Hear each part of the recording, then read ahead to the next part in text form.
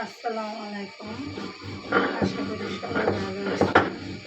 অনেকদিন পর একটু গরু গোশত রান্না করতেছি আর জিরা বাটতেছি।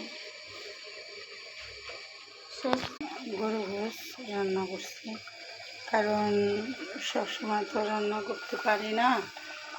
আর দোকান চালাই, একটা চার দোকান। আমার আল্লাহ দিলে 3জন ছেলে মেয়ে, বাচ্চার বাবা নাই, মারা গেছে।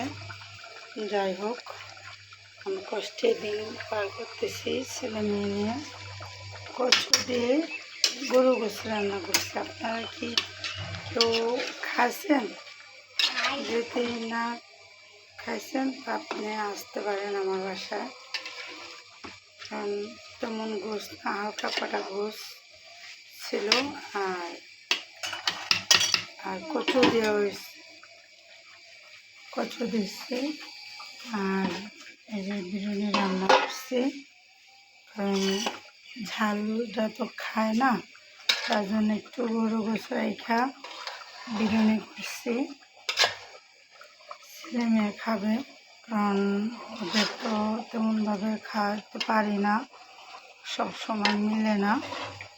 অনেক কষ্টে একটু গরু গোশত আনছি আর বিরিয়ানি রান্না করছি।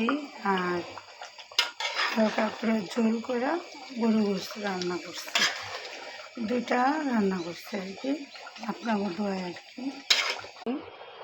অবশিষ্টে আমার বড় ছেলের লিগে কটা ভাত নিয়ে গেছি, ছোটো ছেলের জন্য বাড়ছি।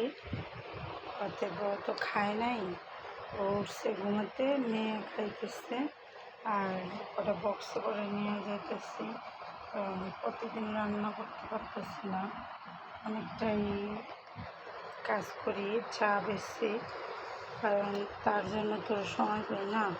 এই জন্য আজকে শুক্রবার, আজকে বাসায় ছিলাম আর রান্না করছি ছেলে মেয়েদের জন্য।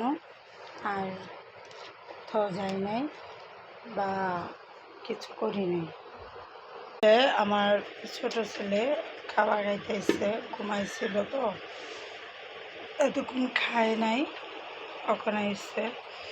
আপনারা ওদের জন্য একটু দোয়া করবেন। আমার 3জন ছেলে মেয়ে, বড় ছেলের বয়স প্রায় 20 বছর, ওই ছোটো মেয়ে আর এই ছোটো ছেলে, 3জন।